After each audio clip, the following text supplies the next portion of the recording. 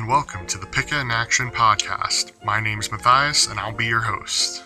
Today's episode is actually quite special because it's actually the 56th anniversary for PICCA. And for those who didn't know, the 56th anniversary is actually the podcast anniversary. So if your 56th anniversary is about to come up, you know what to do now. So you're probably going to be wondering, why on earth a podcast? Of all the things you could possibly be doing, why a podcast?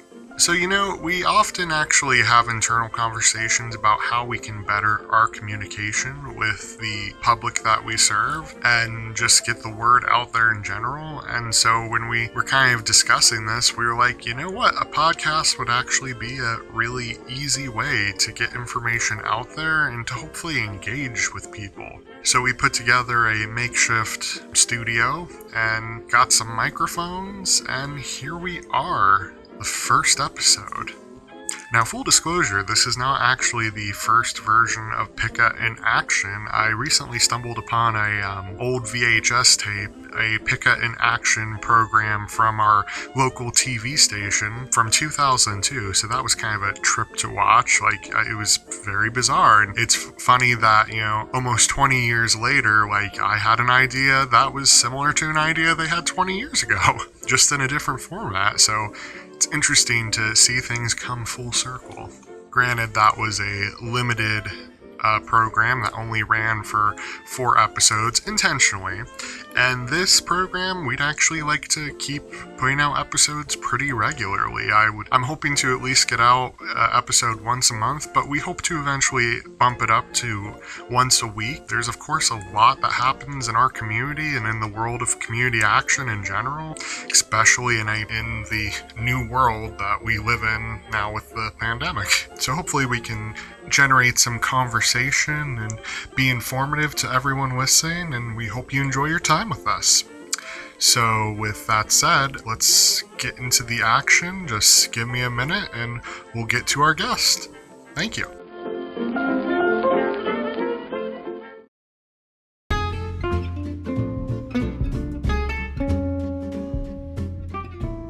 So our first guest today is Nick, who is our CSBG Energy Director here at PICCA. How are you today, Nick? Doing good, Matthias. How are you? Oh, I'm good. I'm good so far. I think you're here to talk to us about some COVID-19 related opportunities for people or something in that ballpark. Yeah, we've got actually got a variety of programs that we're working right now to assist folks with home rent and mortgage and utilities who have been directly impacted by the COVID-19 pandemic. It's been a crazy year, but we're doing what we can to help them out. So let me ask you up front, what type of COVID impact are we talking about here? Well, it really honestly depends on the program. One of the programs that we're operating has no COVID impact at all. That's actually our COVID Cares program.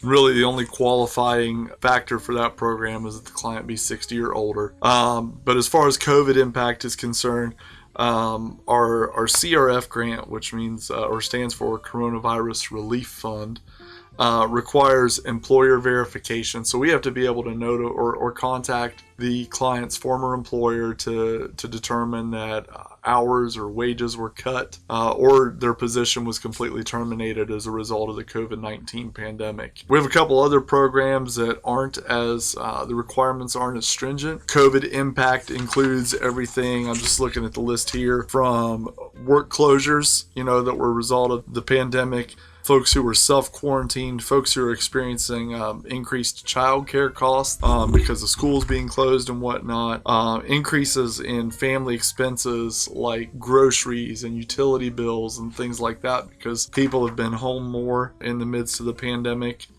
People have lost their social or financial safety net.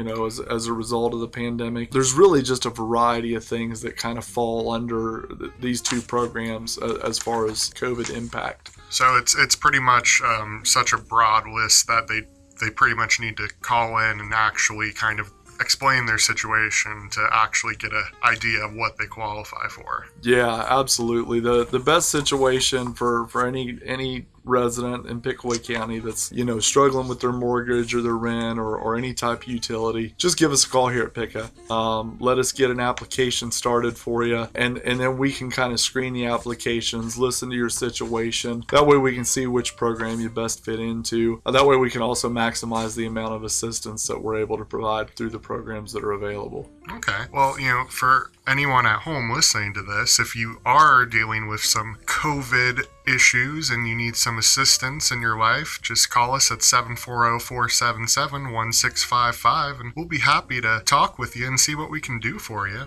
What type of relief are we able to offer to people?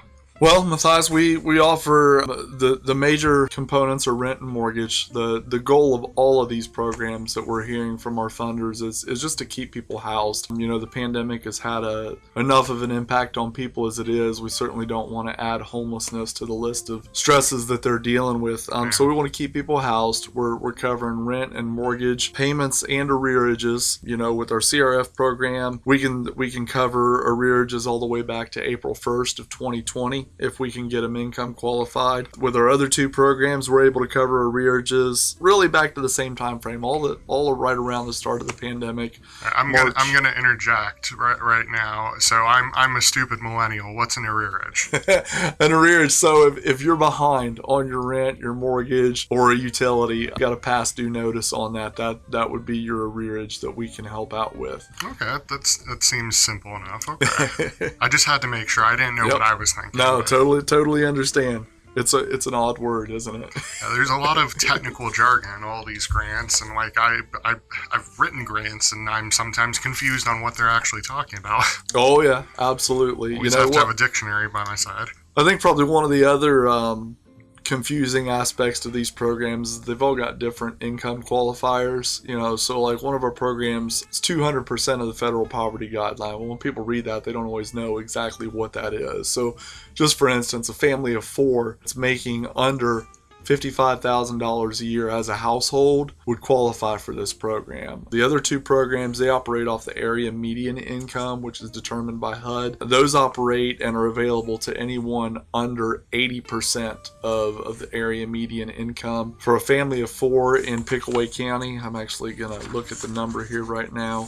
And I probably keep referring to a family of four because that's what my family size is. But area median income at 80% or lower for a family of four in Pickaway County means that they could be bringing in, they could have a total household income of $67,000 and still qualify for assistance with their rent and mortgage if they're experiencing hardship due to COVID. So like I said, the best bet is clients to call, talk to us, let us hear your situation, and then we'll get an application started and see which program fits you best, and we'll provide the most assistance. Okay, well that sounds pretty simple. Yeah, absolutely. That's what we're here for, and in doing that, we're able to talk to clients and find out with a variety of the other programs that we offer, we're able to see what other things we're able to get them plugged into. For those that really, and some of those are COVID related, some of them are not COVID related, like our fresh produce distribution. It's just free fresh produce every second and fourth Thursday to anyone in the community, no income guidelines. Come get a bag of fruit and veggies from us, and we'll help you out that way. Yeah, call into the office is always the best option to see what we can do to help people out. The other thing that we've got going on at PICCA right now, we've got our community needs assessment that we're getting ready to launch for the residents in Pickaway County. Really, it's a way for us here at PICCA to understand what the needs are in the community. We already operate a variety of programs that cater to a variety of things. We've got our energy assistance programs, we've got our weatherization programs, we've got these home relief grants, we've got our fresh produce, we've got Wheels to Work, which are all great programs that have been long-standing programs here at PICCA. But we do these needs assessments as a way to communicate with our neighbors and understand what their needs are. Sometimes programs, their shelf life kind of fades, and something that we're offering is either no longer needed in the community, which can always be a great thing, that we're able to focus on some other initiatives, or maybe it's just lived its life and it's time to look at something else that would be more effective in helping people get to a better place in life. So we use this needs assessment, in an online format. We've got it available in a paper format to really understand from the community what they need from us here at PICCA. And it's a great tool for us as we write grants and learn about new programs that are available. It's a great way for us to know exactly what we should be doing here at the agency. Yeah, I know, being the 56th anniversary of PICCA's founding, I've been looking through a lot of PICCA history and looking at some of the older defunct programs that have kind of come and gone and the different needs the community has had. I think the funnier one is the Rent-A-Kid program, just because it's a horrible, horrible title for a program.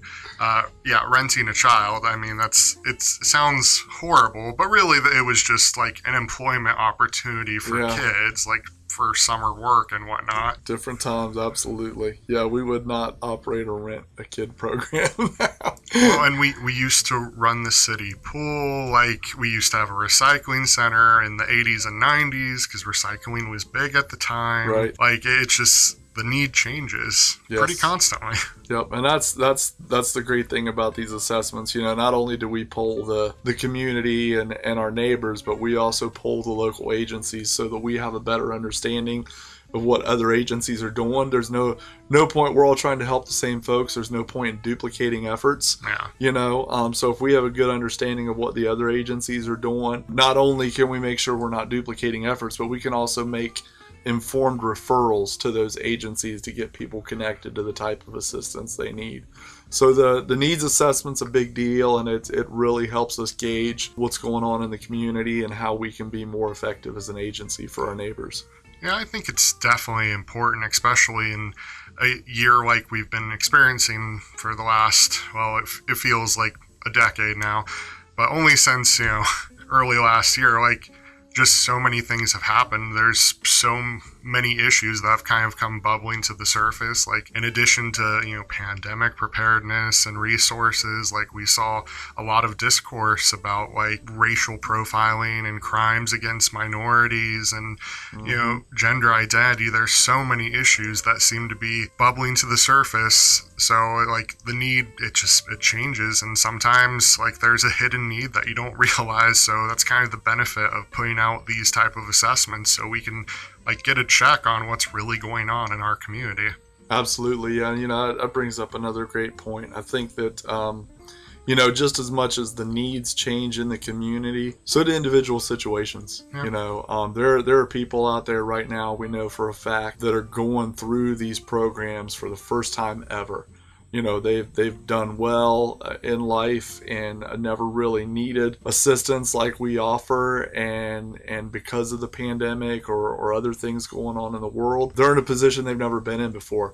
And that's why we want to be there. We want people to know we're there. We want people to know the programs that we have available to them. And we also want to be that helping hand, that calm voice in the midst of the crisis, that walks people through these programs, helps them understand. I know sometimes the paperwork and the requirements and everything, that we have to initiate the application and get people qualified. I know sometimes it can be overwhelming and stressful. I have those conversations day in and day out with folks. But, ultimately, at the end of the day, we're just operating by the guidelines that are given to us with those programs. So, I just ask that as people call in, be patient with us. We're learning about new programs daily, but ultimately, we want to help however we can. And if you're new to the social services realm and have never been through this before, we want to help you as much as we can, and we want to guide you through the process. We have programs even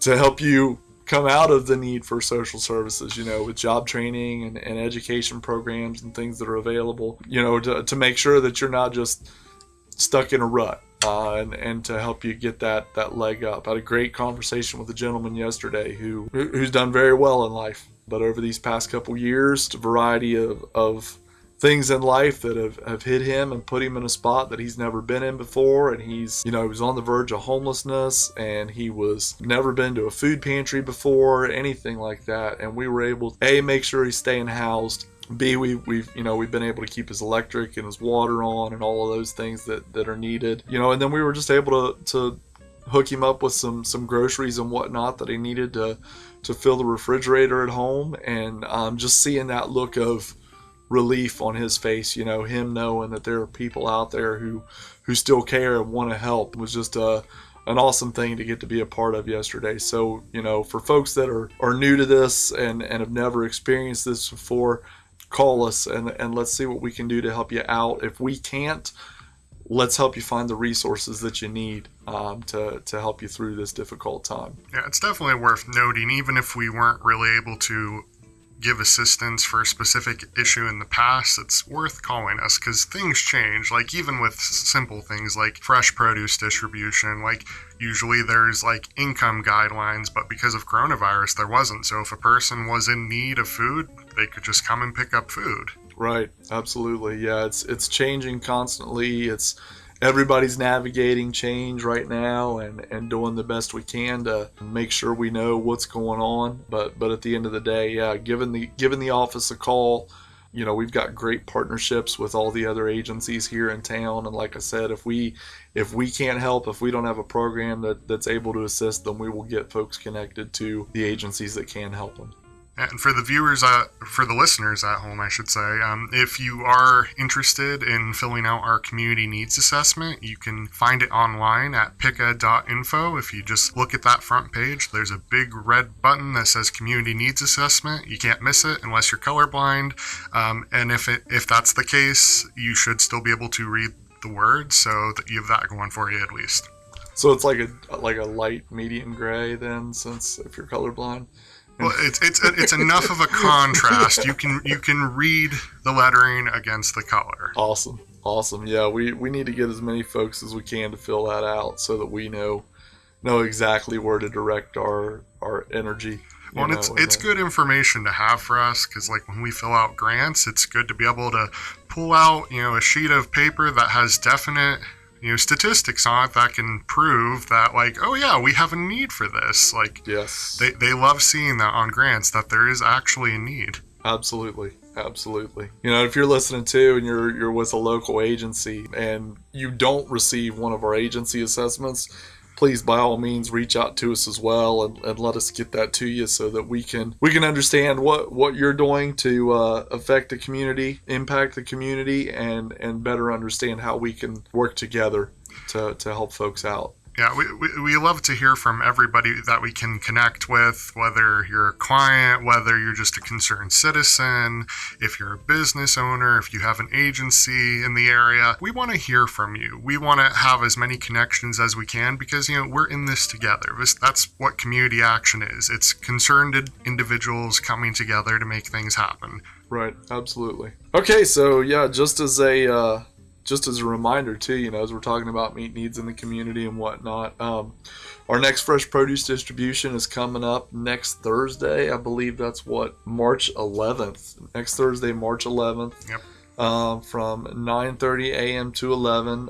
We work with Mid-Ohio Food Bank, and they bring us down fruits and veggies and, sometimes a variety of other. Last time we got that pallet of baked goods. Yeah, we've had a lot of weird things lately. Yeah, there was like banana bread. There was muffins. Yeah, we had some birthday cakes. So and we had some French bread that was it was amazing because it was the only thing, and it was the only bread that was like as hard as a rock. Everything else was pristinely fresh, but the French bread, like you could knock someone out with it. Oddly, maybe it got too cold, it froze up. Yeah, right. It was a little chilly. We do our drive-through service now, so that folks, they don't have to get out of their cars at all. And thanks to Mid-Ohio Food Bank, we're comfortable with the drive-through service. They hooked us up with some awesome winter jackets and some an actual like propane patio heater to help us stay warm while we're out there trying to serve folks. Yeah, those things are impressively hot. The patio heater, I had my hands up to it and I leaned too close and I burnt my glove. Didn't burn my hand, but burned the glove right through. My brand new Adidas gloves. The only time in my life I've ever bought nice gloves, and I immediately burnt them up within a week. Oh man, yeah, those things get cranking.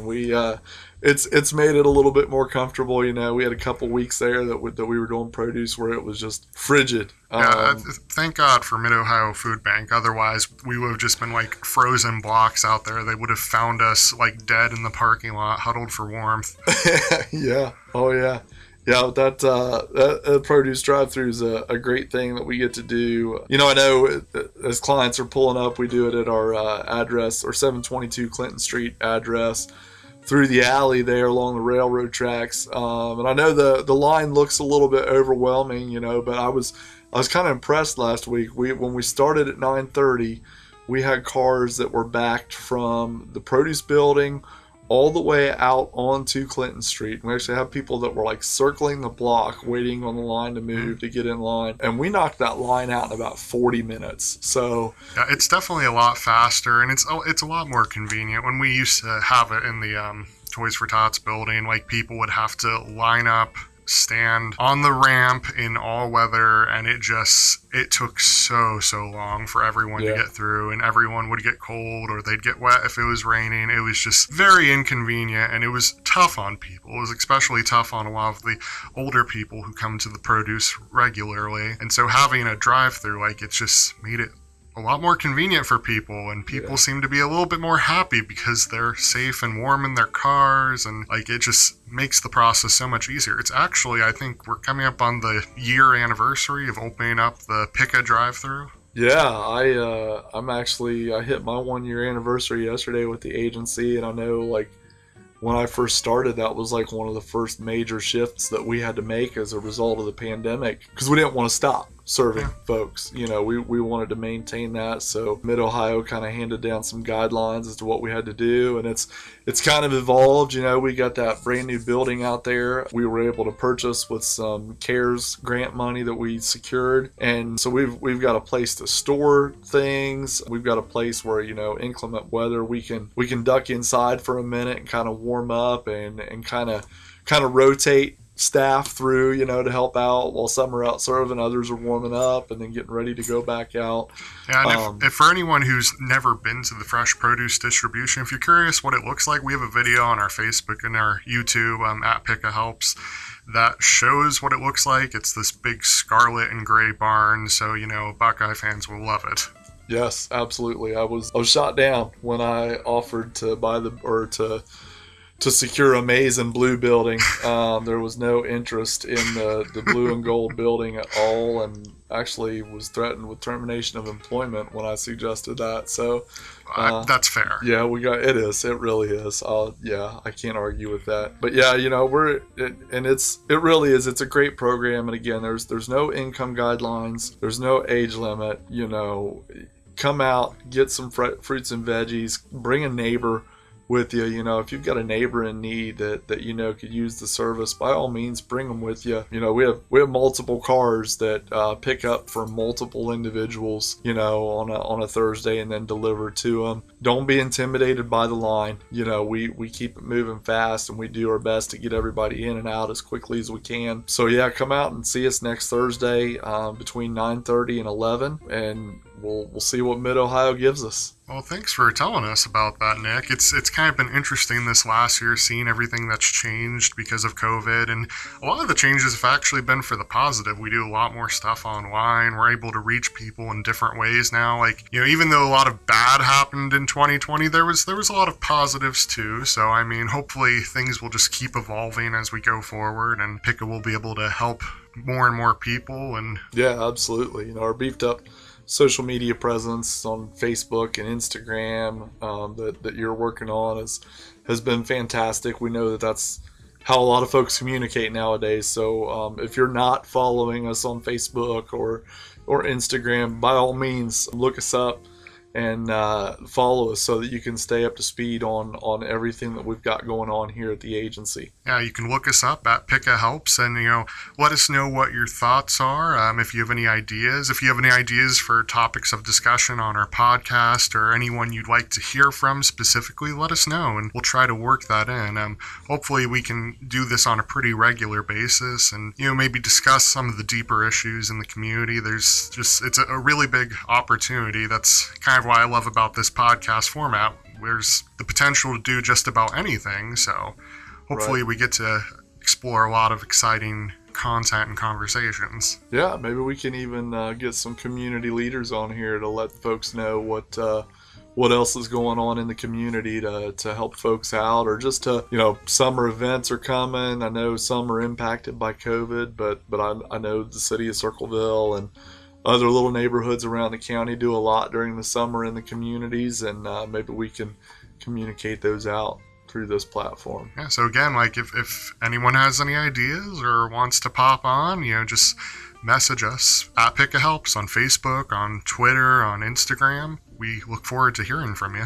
So anyway, once again, Nick, thanks for stopping on by PICCA in Action. It was great having you on. You're the official first guest on the podcast.